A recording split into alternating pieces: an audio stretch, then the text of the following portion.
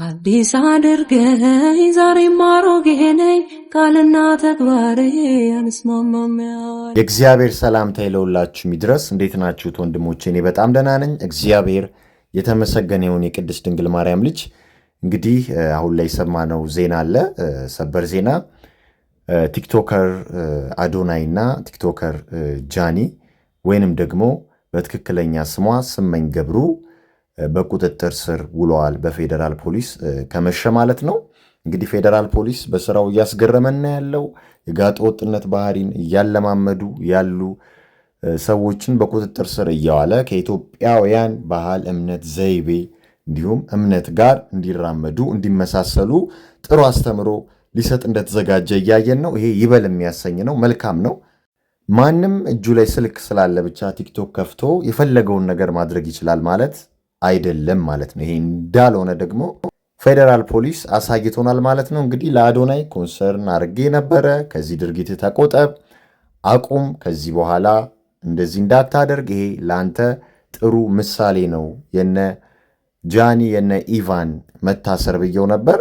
ከዛ በኋላ እሱ ታዩታላችሁ ከዩ ጩፋ ጋር በመሆን ማንንም አትስማ ሰጋግጥ ምናምን ወደሚል ገባብቶ ነበር ማለት ነው። ግን ልጁን ወዳልሆነ መንገድ ከተውታል፣ በጣም በሚያሳዝን ሁኔታ ማለት ነው። ይኸው የሚያጨበጭቡለት አይዞ አይዞ የሚሉት ሰዎች ከጎኑ አይቆሙ። እንደምታዩት ገደል ውስጥ ነው የከተቱት ማለት ነው። እረፍ ተው እንደማለት ገደል ውስጥ ከተቱት። ሴጋ አመታለሁ ሲል ተው እንደማለት፣ ደደቡኑ ሰግጡ ሲል ተው እንደማለት፣ ፊቱን ሲቀባባ ጥፍሩን ሲሞራረር ተው እንደማለት፣ አጓጉል ነገሮችን ሲያረግ ተው እንደማለት፣ ጭራሽ ጠርተው ቲክቶክ ክሬቲቭ አዋርድስ ብለው አዘጋጅተው ሸለሙት ማለት ነው። እና ልጁ ሰግጥ ፈምስ የሚባለውን ወይም ሰግጡ የሚለውን ቃል እንዳትጠቀሙ በቃ ብዙ ነገር እያመጣብኝ ነው ብሎ ነበር። እኛም እንግዲህ በመረጃና በማስረጃ ሌሎች እህት ወንድሞችም ህዝቡን አንቅተውት ነበር፣ አዶናይ የስህተት መንገድ ላይ እንዳለ በማሰብ ማለት ነው። ከዛ ግን ባልተጠበቀ ሁኔታ ከዩ ጩፋ ጋር በመገናኘት ለልጁ ጥሩ ምክር እንደመምከር፣ ለልጁ ጥሩ ነገር እንደማሳየት፣ ጥሩ ቃላቶችን እንዲጠቀም እንደማድረግ፣ ወንጌልን እንደመስበክ፣ መልካሙን እንደማሳየት፣ እንደ መንገር ሰግጥ ሰጋግጥ ስግጥግጥግጥ ምናምን አይነት በል ብሎ ጭራሽ ልጁን እንትን አለው። ይሄው አሁን በቁጥጥር ስር ውሏል። ይሄ ትልቅ ትምህርት ነው። ይሄ ልጅ እንግዲህ እንዲታሰር ማናችንም አንፈልግም። እሱ ብቻ ሳይሆን እነ ጃኒ ይቅርታ ጠይቀ እነሱም ተባብለናል። ማንም እንዲታሰር አንፈልግም፣ ግን ትምህርት እንዲወስዱ እንፈልጋለን። ማንም ጋጠወጥ አገሪቱ ላይ እየተነሳ እጁ ላይ ስልክ ብቻ ስላለ የሆነ ቲክቶክ አፕሊኬሽን ውስጥ ገብቶ እንደፈለገ መሆን አይችልም። ስንት የተማረ ሰው ባለበት ሀገር፣ ስንት አማኝ ባለበት ሀገር ማለት ነው። አዎ፣ ስለዚህ ይሄ ለሌሎቻችሁም ጥሩ ማስተማሪያ ይሆናል። ሶሻል ሚዲያው ላይ አሁን ጥሩ ቁጥጥር እየተደረገልን ነው ማለት ነው። በቃ ይህንን እኮ ነው የምንፈልገው። መንግስት አብሮን ሲሰራ፣ መንግስት ከኛ ጋር ሲሰራ እንዲህ ያለ ለውጥ ማሳየት እንችላለን። መንግስትም ሲለወጥ፣ ራሱን ሲያሻሽል፣ ራሱን ሲያዘምን አያችሁ፣ ህዝቡን ሲሰማ እንዴት ደስ የሚል ነገር ነው እና መልካም ነው። ቀጥሉበት ለማለት ወዳለው። አጥፊዎችም ከስተታቸው እንደሚማሩ ተስፋ አደርጋለሁ። ሌላው እንግዲህ የናሽናል አይዲ እና የብሔራዊ ባንክ ጉዳይ ነው፣ እንዲሁም የሶፎንያስ ጉዳይ ነው። እሱንም እንደተለመደው በመረጃና በማስረጃ የምናየው ይሆናል ማለት ነው። እስከ መርሃ ግብሩ ማብቂያው ድረስ አብራችን ቆዩ። መርሃ ግብሩ ላይክ አድርጉት። የዴይ 7 የዩቲዩብንም ቻናል ሰብስክራይብ በማድረግ ቤተሰቡን እንግዲህ የሚገርም መግለጫ ይዞ ወጥቷል ብሔራዊ ባንክ። ከዚህ በፊት ተነጋግረን ነበር። አሁን መግለጫ አውጥቷል። ዴድላይንም ተሰጥቷል፣ ማለትም ቀነ ገደብ ተሰጥቷል ማለት ነው። በዚህ ጉዳይ ላይ እንደሚከተለው ሙሉ መግለጫውን አቀርብላቸዋለሁ። ማወቅ ስላለባችሁ መስማት ስላለባችሁ ማለት ነው። እና አዲስ አበባ ታህሳስ 1 2018 የፋይናንስ ዘርፍ ዲጂታል ትራንስፎርሜሽን ወሳኝ ምዕራፍ የሆነው የፋይዳ ዲጂታል መታወቂያን ከባንክ ስርዓት ጋር የማጣመር ስራ በይፋ ተጀመረ ይላል። እና የፋይዳ ዲጂታል መታወቂያ በሀገር በቀል የኢኮኖሚ አጀንዳ እና በዲጂታል ኢትዮጵያ ስትራቴጂ 2030 ሉክ ኢትስ ኦል አባውት አጀንዳ 2030 እቅድ ነው ማለት ነው። እና 2030 ውስጥ አንዱና ዋናው አስቸኳይ ምሰሶ ሆኖ ተቀምጧል ይላል። ከዛስ ለተለያዩ ዘርፎች አገልግሎትን ለመስጠት አስቻይ ሁኔታን መፍጠር፣ ተደራሽነትን ማረጋገጥና ለዲጂታል የህዝብ መሰረተ ልማት መሰረት በመጣል በኢትዮጵያ የዲጂታላይዜሽን ሂደት ዋነኛ አስቻይ እንዲሆን ተዘጋጅቷል። ከዚህም ጋር ተያይዞ የኢትዮጵያ ብሔራዊ ባንክ ፋይዳን መሰረት አድርጎ የሚሰጡ የፋይናንስ ዘርፍ አገልግሎቶችን የማቀናጀት ሀገራዊ ግብን ለማሳካት በትግበራው ላይ በሰፊው እየሰራ እንደሆነም ይታወቃል። በዛሬው ዕለትም ለፋይናንስ ዘርፉ ወሳኝና የዲጂታል ትራንስፎርሜሽን ጉዞን አንድ እርምጃ ወደፊት የሚያስኬድ ፋይዳ ዲጂታል የማንነት መረጃ ከሁሉም ባንኮች የደንበኛ ባንክ ሂሳብ ቁጥር ጋር የማጣመር ሃርሞናይዜሽን ስራን በዛሬው ዕለት በይፋ አስጀምሯል። ይህ የመረጃ ስርዓቶችን የማጣመር ስራ ደንበኞች ባሉበት ሆነው ደህንነቱ በተጠበቀ ሁኔታ ገንዘብን ማስተላለፍ እንዲችሉ፣ በሐሰተኛ ሰነድ የራሳቸውን ሂሳብ ሌሎች ማንቀሳቀስ እንዳይችሉ፣ በቀላሉ የብድር አገልግሎትን ማግኘት እንዲችሉና በአንድ ፋይዳ መታወቂያ የሁሉንም ባንክ ሂሳብ ለመጠቀም እንዲያስችላቸው ማድረግ ከብዙ በጥቂቱ ሲሆን ባንኮች በዚህ መረጃ ጥምረት የደንበኞቻቸውን ትክክለኛና ወቅታዊ የሆነ መረጃን እንዲያገኙ በሐሰተኛ ማንነት የሚከሰት የገንዘብ መጭበርበርን ከመከላከል ባለፈ ለፋይናንስ ሴክተር ዲጂታል ትግበራ ቁልፍ የዲጂታል መሰረተ ልማት ሆኖ ያገለግላል። ይህ የባንክ ሂሳብ ቁጥር ከፋይዳ መረጃ ጋር ለማጣመር ደንበኞች ወደ ባንክ ቅርንጫፎቻቸው በአካል በመሄድ ወይም ኦንላይን ባንኩ በሚያስቀምጠው አሰራር መሰረት የፋይዳ ተለዋጭ ቁጥር 16 አሃዝ ፋን ነምበር በማቅረብ ማከናወን ይችላሉ። ስለሆነም ደንበኞች በተጠቀሰው የጊዜ ገደብ ማለትም እስከ መጋቢት 30 ቀን 2018 ዓ.ም ድረስ የባንክ ሂሳባቸውን ከፋይዳ መረጃ ጋር እንዲያጣምሩ እናሳስባለን።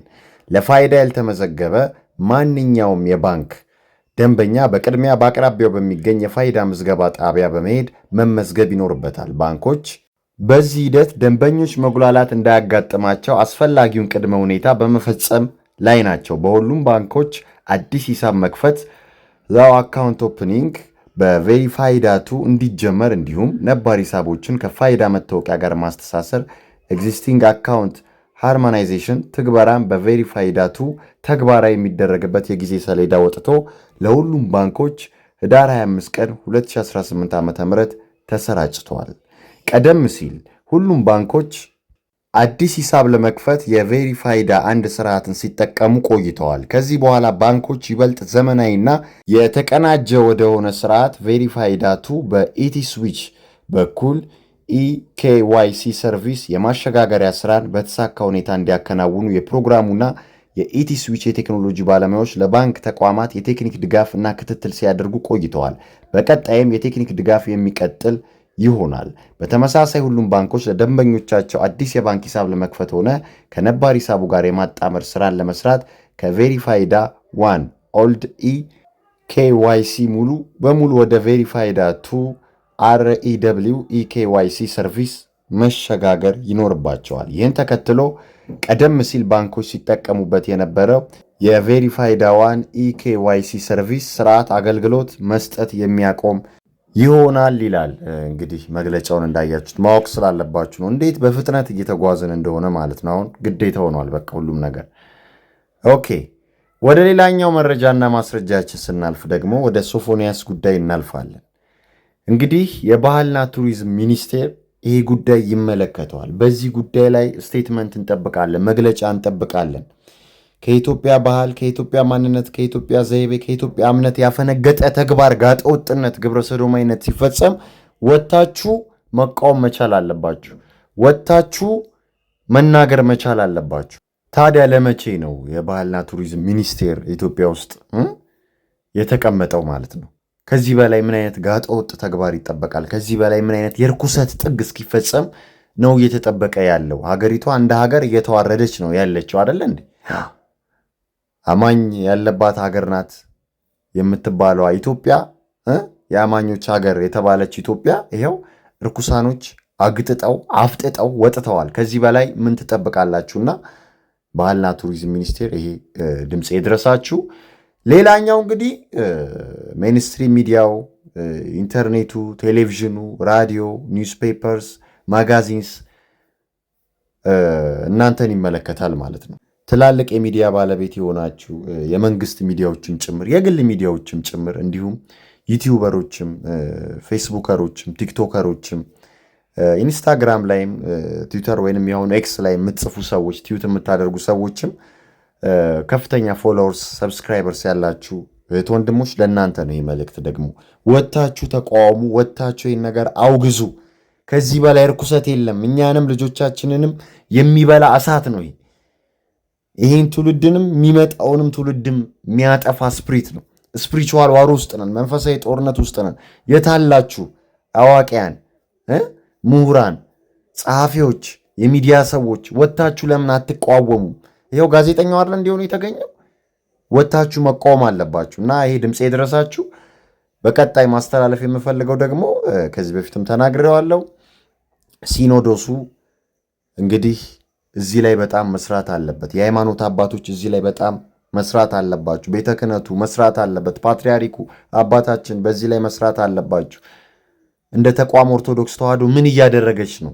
ለምዕመኗ፣ ለበጎቿ እረኛው ምን እያደረገ ነው? በጎቹን እየጠበቀ ነው ወይ? የመጨረሻው ዘመን እንደሆነ ዲያብሎስ የሚገለጥበት ጊዜ እንደሆነ የዲያብሎስ ታይም እንደሆነ ወንጌልን እየሰበኩ እያስተማሩ ነው ወይ? ይህ ጥያቄ ምልክት ውስጥ መግባት አለበት። እግዚአብሔር በኦሪት ጊዜ ሰዶማዊ ይገደል ደማቸው በላያቸው ነው የሚለው ኦሪት ዘሌዋውያን ላይ አይደለ እንዴ? ስለዚህ ያንን ቃል ለምን አትሰብኩትም? እኛ ሰው እንዲገደል እንዲሞት እንዲታሰር አንፈልግም። ነፍስ እንድትድን ነው የምንፈልገው። ግን ወንጌሉን እንኳን እየሰበካችሁ የጠፉትን በጎች መመለስ አለባችሁ። መጽሐፍ ቅዱስ አጌነስት ግብረ ሰዶማዊነት ነው። ካውንስሉ ምን እያደረገ ነው? የኢትዮጵያ ወንጌላውያን አብያተ ክርስቲያን ካውንስል ምን እያደረገ ነው? ለምን ወጥታችሁ አትቋወሙም? ለምን መግለጫ አታወጡም? ከዚህ በላይ ምንድን ነው የምትጠብቁት? ቤተ እምነቱ ልክ እንደ ውጮቹ እንዲሆን ነው ወይ የምትፈልጉት? ግብረ ሰዶማውያኖችን መጋበዝ ትፈልጋላችሁ ወይ? ካልሆነ ወጥታችሁ መቃወም፣ ወጥታችሁ መግለጫ መስጠት አለባችሁ ቢያንስ ማለት ነው። ከዚህ በላይ ምንም ነገር ስለሌለ ይሄ ሁሉን የሚያወድም ሁሉን የሚያጠፋ እስፕሪት ነው። የተመሳሳይ ጾታ የግብረ ሰዶማዊነት እስፕሪት ማለት ነው። ስለዚህ ወጥታችሁ መታገል መቃወም አለባችሁ። ለአማኞቻችሁ መናገር ማንቃት አለባችሁ። ነገ ላይ ሁሉም ቤተ እምነት ውስጥ ነው የሚገባው። ነገ ላይ አዲስ ማንነት አዲስ ሪሊጅን ነው ይሄ ነገር የሚፈጥረው። ክሪስላም አቡዳቢ የተከፈተ ይህን ስለሚፈቅድ ዋን ሪሊጅን ማለት ነው። ስለዚህ ይሄ እንዲሆን ካልተፈለገ ወጥታችሁ መቃወም አለባችሁ። ሌላው የእስልምና ጉዳዮች ጠቅላይ ምክር ቤት በዚህ ጉዳይ ላይ ሙስሊም እህት ወንድሞቼም እንደምትቃወሙ አውቃለሁ። ይሄ እንደማትደግፉ እስልምናም ይሄ እንደማይደግፍ አውቃለሁ። ሰዶማዊነትን፣ ይህን የተመሳሳይ ጾታ ርኩሰትን። ስለዚህ እንደ ተቋም ይህንን መቃወም አለባችሁ። ከዚህ በላይ ምንም ርኩሰት ምንም የሚመጣ ነገር የለም። እናንተ መስጂድ እንዲገባ ካልፈለጋችሁ፣ የእናንተንም አማኝ እንዳይጠልፍ ካልፈለጋችሁ፣ ሀገሪቷን በዚህ ስሟ እንዳይጠራ ካልፈለጋችሁ፣ ለቁርአኑ የምትቆሙ ከሆነ በዚህ ላይ ቀልድ የለም፣ ወጥታችሁ መናገር መቻል አለባችሁና ብዙ ትላልቅ ሰዎች፣ ብዙ የሃይማኖት አባቶች፣ ብዙ ፖለቲከኞች፣ ብዙ የህግ ሰዎች፣ ብዙ ኢንፍሉዌንሰሮች፣ ሴሌብሪቲስ፣ ብዙ ታዋቂ ሰዎች የኔን መርሃ ግብር እንደምትከታተሉ አውቃለሁ እና ይህን ነገር አስቡበት። ይህን ነገር አግዙኝ። በጣም መተባበር መተጋገዝ ያለብን ሰዓት አሁን ነው። ትውልድ አጥፊ ስፕሪት እየመጣ ስለሆነ ማለት ነው። መጥቶም እያየ ነው፣ ሊያጠፋ እየሞከረ እያጠፋም ስለሆነ ማለት ነው። ሌላው የሃይማኖት ተቋማት ጉባኤ ነው። ከዚህ በፊትም ተናግሬያለሁ። ይህ እኮ ትልቅ ተቋም ነው። ወጥታችሁ ተቃወሙ። ሁሉም ቤተ እምነት ይህንን አውግዙ፣ እንዲያወግዝ አስደርጉ። ለዚህ ካልሆነ ምንድን ነው ስብስባችሁ? ምንድን ነው ጥቅሙ? ለትውልዱ ለፖለቲካው ብቻ መሯሯጥ አይደለም። ከፖለቲካውም ጀርባ ያለው ስፕሪት ነው፣ ከዚህም ጀርባ ያለው ስፕሪት ነው። ያንን ትረዱታላችሁ ብዬ አይሆፕ አስባለሁ። አዎ ካልሆነ የተቋቋማችሁት እንደምንለው በቃ ለዋን ወርልድ ሪሊጅን ነው ማለት ነው። ለአዲሱ የዓለም ስርዓት አንድ እምነት ነው ማለት ነው። ስለዚህ እባካችሁ ወጥታችሁ ተቃውሙ። ይህንን መረጃና ማስረጃ የምትሰሙ ሰዎች ሼር አድርጉላቸው፣ ንገሯቸው። አውቃለሁ እንደሚከታተሉ። ከዚህ በላይ ምንም የሚመጣ ነገር የለም። ሁላችሁም ልጆች ይኖሯችኋል ብዬ አስባለሁ። ለልጆቻችሁ ብላችሁ፣ ለትውልዱ ብላችሁ፣ ለማህበረሰቡ፣ ለሶሳይቲው ብላችሁ፣ ለሀገሪቷ ብላችሁ ይህንን ነገር አውግዙ፣ ውጡ፣ ተቃውሙ። ወደ ኤፌሶን ሰዎች ምዕራፍ 6 ከቁጥር 11 ጀምሮ እንዲህ ይላል፣ የዲያብሎስን ሽንገላ ትቃወሙ ዘንድ እንዲቻላችሁ የእግዚአብሔርን ዕቃ ጦር ሁሉ ልበሱ። መጋደላችን ከደምና ከሥጋ ጋር አይደለምና ከአለቆችና ከሥልጣናት ጋር ከዚህም ከጨለማ ዓለም ገዢዎች ጋር በሰማያዊም ስፍራ ካለ ከክፋት መንፈሳውያን ሰራዊት ጋር ነው እንጂ። ስለዚህ በክፉ ቀን ለመቃወም ሁሉንም ፈጽማችሁ ለመቆም እንድትችሉ የእግዚአብሔርን ዕቃ ጦር ሁሉ አንሱ። እንግዲህ ወገባችሁን በእውነት ታጥቃችሁ የጽድቅንም ጥሩር ለብሳችሁ በሰላም ወንጌልን በመዘጋጀት እግሮቻችሁ ተጫምተው ቁሙ። በሁሉም ላይ ጨምራችሁ የሚንበለበሉትን የክፉውን ፍላጻዎች ሁሉ ልታጠፉ የምትችሉበትን የእምነት ጋሻ አንሱ። የመዳንንም ራስ ቁር የመንፈስንም ሰይፍ ያዙ፣ እርሱም የእግዚአብሔር ቃል ነው። በጸሎትና በልመናም ሁሉ ዘውትር በመንፈስ ጸልዩ። በዚህም ሐሳብ ስለ ቅዱሳን ሁሉ እየለመናችሁ በመጽናት ሁሉ ትጉ ይላል እና የእግዚአብሔር ቃል እንደምታዩት ከባድ ነው። መጋደላችን ከደምና ከስጋ ጋር እንዳልሆነ፣ ስለዚህ ወንጌልን እንግዲህ መስበክ እንዳለብን፣ ለወንጌል መቆም እንዳለብን፣ ለክርስቶስ መቆም እንዳለብን፣ ዲያብሎስን መቃወም እንዳለብን፣ ትግሉ ቀላል እንዳልሆነ፣ ስፒሪቹዋል ዋር እንዳልሆነ፣ ስጋዊ ጦርነት እንዳልሆነ ይነገረናል። ስለዚህ የሃይማኖት ተቋማት ጉባኤ፣ እስልምናው እንግዲህ ክርስትናው ይህን ማውገዝ መቃወም አለበት ማለት ነው። ገባቸው አይደለ? እንደ ማህበረሰብም እንደ ህዝብም ይህን ጉዳይ ማውገዝ መቃወም አለብን ማለት ነው እና ባህልና ቱሪዝምም ይህንን መቃወም አለበት። ሁላችንም በዚህ ጉዳይ ላይ አንድ ላይ መቆም አለብን። ዲያብሎስ መዋጋት አለብን። የሰው ልጅ ሁሉ ጠላት ስለሆነ በጋራ የጋራ ጠላታችን ዲያብሎስ መቃወም አለብን። ፈጣሪ ሁላችንንም ከዲያብሎስና ከዲያብሎስ ስራ አስፈጻሚዎች ይጠብቀን። ሰላም ለእናንተ ይሁን። አበቃን።